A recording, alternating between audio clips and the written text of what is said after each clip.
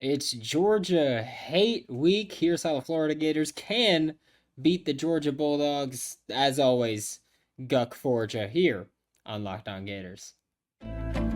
You are Locked On Gators, your daily podcast on the Florida Gators. Part of the Locked On Podcast Network, your team every day.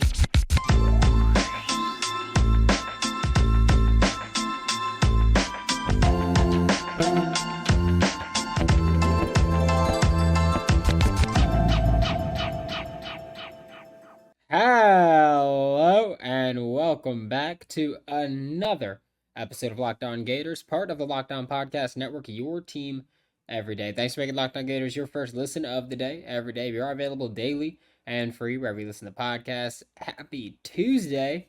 I'm Brandon Olsen. Find me on Twitter at WNS_Brandon. Find all my written work with the whole nine sports, Giants, Country, NFL 33. Go to prizepicks.com/LockedOnCollege. Use code LockedOnCollege for a first deposit match up to $100. It's daily fantasy sports made easy with Prize Picks. Today we're talking about how the Florida Gators can beat the Georgia Bulldogs. Because while, yes, it's 23.5 point favorites on FanDuel right now, it's the number one team in the country facing an unranked Florida Gators team. This is still a game that the Florida Gators can win, and like I have said, I feel like I've said two things a lot recently. One, I will never say this is a win no matter what. Two, it's a rivalry. You throw everything out the window, including logic. However, we are going to talk about what this team can do, because you throw logic out the window. You don't throw strategy out the window. You throw some things out, but it's contextual. But the Florida Gators do have a way that they can beat the Georgia Bulldogs. And later this week, we'll talk about some more things here, maybe specifically. But I think for me right now, the first thing that you have to do for the Florida Gators is you have to be aggressive on defense. Like, I mean aggressive on defense. Carson Beck, this season, hasn't been sacked unless he was being blitzed. Yeah. So he has not been sacked a single time when a defense rushed 3 or 4 defenders at him. He's as safe as he can be back there. You gotta make him uncomfortable. Send 5, send 6, I don't care. But Carson Beck has not been sacked when he's just been rushed without bringing extra men. He's only been sacked 5 times this season.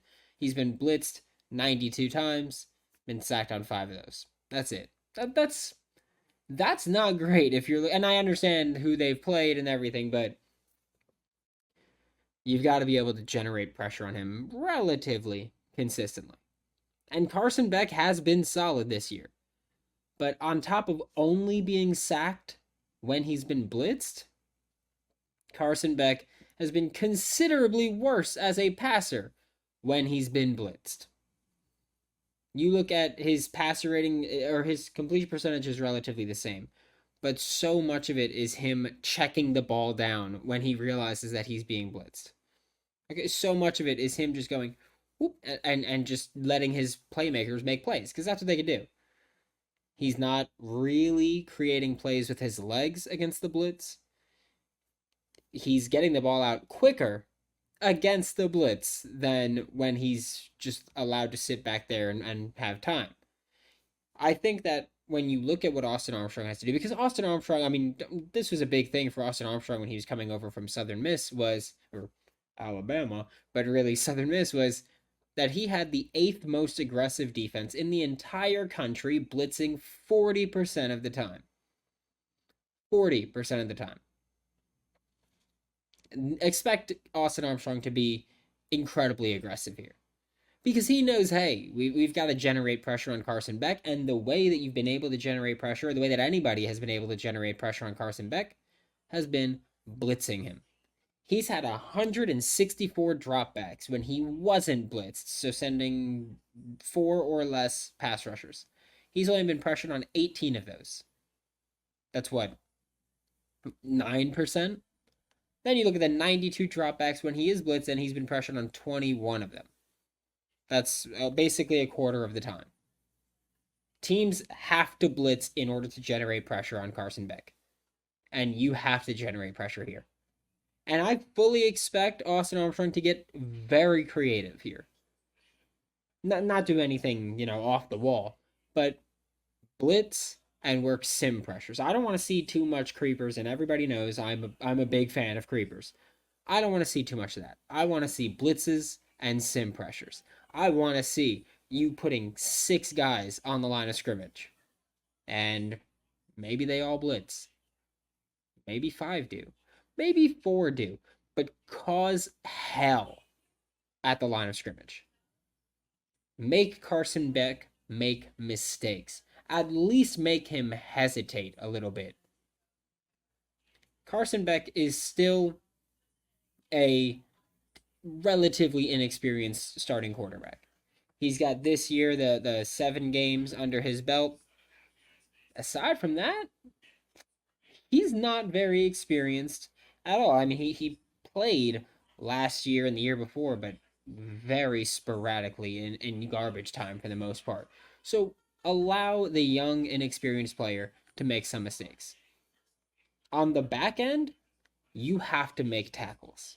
And you have to limit those yards after catch opportunities. Because Georgia throws screens on 22% of their passes.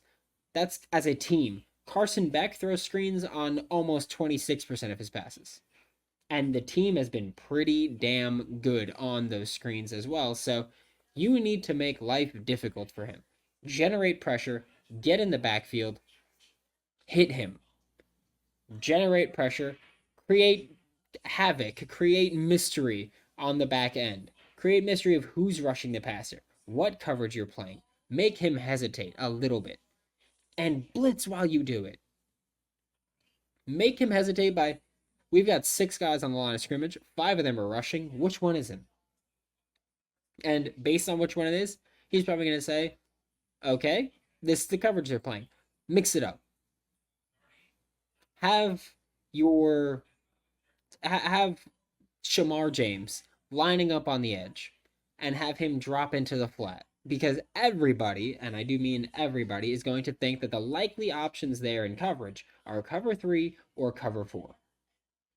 Make it cover 2, just shifted. Just figure out ways to just create mayhem. Because you have to. You have to generate pressure. You have to blitz. You have to be aggressive. And I know for Austin Armstrong, that's what he likes to do. And I'm usually not the type to say this. Now, do it. This is one of those games where you are 3 touchdown underdogs. 3 touchdown underdogs. One of those games where you're playing against the number 1 team in the country. A team that hasn't lost in what? 2 seasons? Or all of this season, all of last season, and then the SEC championship 2 years ago? This is a team that you have nothing to really lose. You might as well, if you're going to go out swinging for the freaking fences. Just be aggressive as you possibly can be. We're about to talk about the offensive side of the ball, which is going to be something that I also generally don't like to clamor for. But before we talk about that, today's episode of Locked On Gators is brought to you by LinkedIn Jobs. These days, every new potential hire can feel like a high-stakes wager for your small business. You want to be 100% certain that you have access to the best qualified candidates available, and that's why you have to check out LinkedIn Jobs. LinkedIn Jobs helps you find the right people for your team faster and for free. Hopefully, Billy Napier's looking somewhere on LinkedIn for an offensive coordinator, game changers coordinator, or some stuff. Add your job and the purple hashtag hiring frame to your LinkedIn profile. Spread the word that you're hiring. With simple tools like screening questions, it makes it easier for you to focus on candidates with just the right skills and experience so that you can quickly prioritize who you'd like to interview and hire. LinkedIn Jobs helps you find the qualified candidates that you want to talk to faster. Post your job for free at linkedin.com/lockedoncollege. That's linkedin.com/lockedoncollege to post your job for free. Terms and conditions do apply. Thanks again for making Locked On Gators your first listen of the day, every day. We are available daily and free wherever you listen to podcasts. If you have not yet, check out Subtext. Join Subtext. The link's in the description below. It's 2 weeks free and then $5 per month every month after that, where it's one-on-one text conversations, live game analysis, opinions. We'll have exclusive content headed your way there. Once I'm back in the States tomorrow, we'll hit the ground running with it. But today, I think when you look at the offense, there's two more things that we're going to talk about. Defense, my main thing is be aggressive as hell. Offense, the first thing that I think Florida has to do here is Graham Mertz has to be willing to tuck and run. Or we'll say willing and able, because he does need the green light to do this. But Graham Mertz has to be willing to tuck and run. And I understand Graham Mertz is not Anthony Richardson. Graham Mertz is not an incredible athlete. I get that. He's been more mobile than he's been given credit for so far this year with the Gators. I don't think you can really argue that. I think that a lot of us, just looking at this, we're like, all right, Graham's not going to be doing much rushing, but he's been doing a pretty solid job so far this year with his legs, whether that's extending plays with his legs or just taking off running. And I mean scrambles specifically. He's got 14 scrambles this year for 77 yards. He's been, well, let's call a spade a spade. Graham Mertz has been bad when operating the zone read and when working with the RPOs that allow him to keep the ball. He's been bad there. We'll call a spade a spade.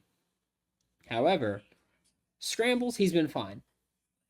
14 carries for 77 yards isn't, it's not record-setting numbers, but I'll take 5.5 yards per carry on a scramble.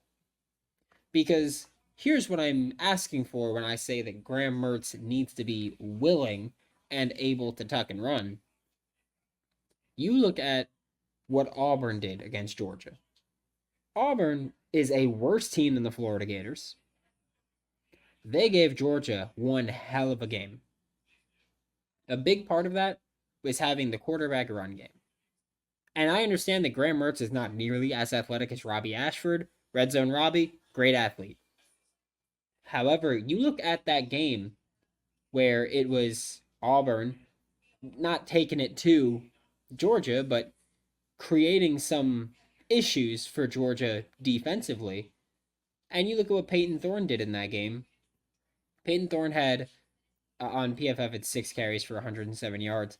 But he had 3 scrambles for 27 rushing yards, 9 yards per carry. And he had 5 designed runs for 80 yards. PFF's weird with how they track their numbers. But Peyton Thorne found success running. He, like Graham Mertz, is not the most athletic quarterback on the planet. But creating those plays with your legs, that's what we're looking for. Pressure is going to be coming in. This is a not great Bob Florida Gators offensive line. Okay? It's just not. It's not this elite group. It's not last year's group, which, again, was not as good as numbers indicated. But this is still a Florida Gators offensive line that is going up against the Georgia defensive line.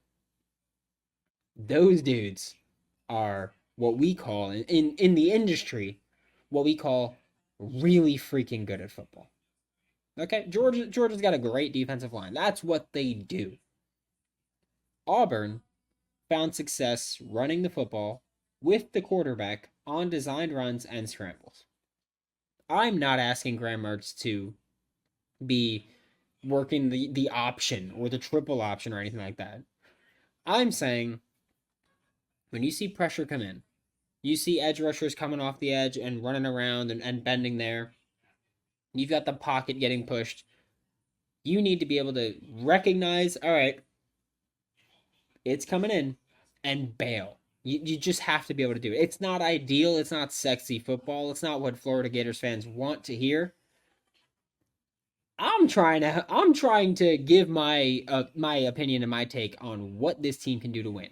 That's it. I think that's one of the things you have to do offensively. Because here's the thing also. I'm not saying that Graham Mertz needs to have the 104 rushing yards or whatever it was that Peyton Thorne had against Georgia. I'm not asking that at all. I would never ask that because, well, I mean, that's frankly a stupid thing to ask. I will say that Peyton Thorne against Georgia ran for 4 first downs. That's something I like to see. Running for first downs, because I'm not asking you to be Tim Tebow, Graham. Same number. I'm not asking you to be Tim Tebow. I'm asking you to go, all right, what can we do to sustain drives and extend drives? And I think what you look at is you look at Graham Mertz to be able to pick up first downs running the football. It's not easy to do against Georgia. I'm not saying that. But I'm saying that the only times that anybody's really had success against Georgia consistently converting first downs was the Auburn game, really. And a lot of it came from running the football with your quarterback, running the football in general, but I don't think that Florida's offense is going to be as strong there with converting first downs. I mean, Auburn picked up 13 first downs on the ground against Georgia. I can't think of many teams that are going to be capable of doing that against a team like that. But you even look at UAB, Jacob Zeno picked up 3 of UAB's 8 first downs on the ground. Yeah, this is all on the ground. So the Auburn 14 on the ground. UAB had 8, their quarterback picked up 3 of them. You look at South Carolina, they had 5 first downs on the ground. Spencer Rattler picked up 3 of them. Again, I'm not saying that you need to be this dynamic, incredible playmaker. I don't expect you to be that, because that's stupid to expect. I will say, Graham Mertz is mobile enough to pick up some first downs when they're there in front of him, and he needs the green light to do it. And on top of having the green light to do it, he needs to be actually willing to do it in the moment. Make that snap decision of, it's there in front of me. Pick it up. And he's shown that willingness to do so far this year. But this game, whole different beast. Also, on the opposite side of the ball, we're about to talk about 12 personnel, because I know that it's not sexy football, but it's what can help this team win, these Florida Gators win. But first, let me tell you, PrizePicks has been the best way for me to make money playing daily fantasy sports this year. If you've got skills and just a little bit of time to do some research, you can turn $10 into $250 with a few easy taps. It's simple and easy to play. And quick withdrawals. What's not to like? PrizePicks is the #1 daily fantasy sports app, and like I mentioned, I've been in Brazil the past couple of weeks, so I haven't been able to play as much as I want to. And by that I mean I haven't been able to play at all. But last time I did play, I had a little 3B hit by taking Zay Flowers more than 43 receiving yards, Tua Tagovailoa more than 275 passing yards, Cooper Kupp more than 63 receiving yards, and it was free money. Go to prizepicks.com/lockedoncollege and use code lockedoncollege for a first deposit match up to $100. Remember that PrizePicks is daily fantasy sports made easy. Thanks again for making Locked On Gators your first listen of the day, every day. We are available daily and free wherever you listen to the podcast. And like I mentioned, 12 personnel is the way that we're looking for how the Florida Gators offense can work. And I don't mean this in the sense of, this is how you beat Georgia. I don't mean that at all. What I do mean is that Florida has been really, really good when operating out of 12 personnel this year, especially recently. I'm pulling up the numbers right now from Bud Davis, who, if you don't follow Bud on Twitter, it's JBudDavis on Twitter. Fantastic if you're looking for any analytical information. He posts like play calling, frequency, success rate, all that stuff. And Florida, when operating out of 12 personnel, has been more successful than when they've operated out of any other personnel grouping. Look at 10 personnel, they haven't done it. 10 personnel is 1 running back, no tight ends. That's not something Florida's going to do, especially when you consider how often they keep a tight end in to pass protect. Okay. 11 personnel, which is what Florida uses more frequently than anything else now. But even then, success rate, 49%, and EPA per play, 0.07. That's expected points added per play. Then you look at 12 personnel, 35% of the time. Success rate, 0.51, so 51%. Then you look at EPA per play, 0.17. Relative usage is plus 13%. That's relative to the 2022 FBS average. But Florida's gone 12 personnel more than most. Just bang the hell out of my elbow. Florida's gotten 12 personnel more than most. They've been really good this year, and like I said, especially recently. And that's due to a lot of things. You look at Graham Mertz playing very well. You look at Ricky Pearsall playing very well. You look at Montreal Johnson, Trevor Etienne, not both playing really well. Trevor Etienne's been better than Montreal Johnson. Montreal Johnson seems to have turned it on a little bit as of late. Hopefully they're both ready to go for this one because they will be needed. But you look at the other players that make 12 personnel tick. You can talk about Arlis Boardingham, his emergence as a receiver. You look at the South Carolina game. Florida doesn't beat South Carolina without Arlis Boardingham or Trevor Etienne laying that block on the 4th and 11, I think it was, where Arlis picked up 14 yards. Florida doesn't win without Arlis. You look at the Vanderbilt game. Florida probably wins without Arlis, but that was his coming out party. Eugene Wilson III. I've said this multiple times at this point. I don't recall the last time that I've ever seen a Florida Gators freshman, or hell, any freshman for any school that's not a quarterback, impact the team philosophically the way that Eugene Wilson III has impacted the Florida Gators offense. This offense gets way more dynamic every single time that Eugene Wilson III is on the field. He runs that jet motion. He might get the ball there. He might run the swing after and get the ball there. He might loop around and get the ball. He might line up in the backfield and get the ball. He gets the ball in so many unique ways that when he's not there, Ricky Pearsall is often that jet motion man, but he gets the ball, what, once per game when running that? It's horrible. It's just crap. Like, there's no other way to put it. But you have that. Eugene Wilson III, Ricky Pearsall. Those would be your two receivers in 12 personnel, because 12 personnel is one running back, two tight ends, two wide receivers. Eugene Wilson III, Ricky Pearsall, your two receivers. Your best receiver and your most dynamic playmaker, awesome. You look at Arlis Boardingham, like I mentioned, your best pass-catching tight end, awesome. And a damn good pass-catching tight end at that, just in general, not just best on the team.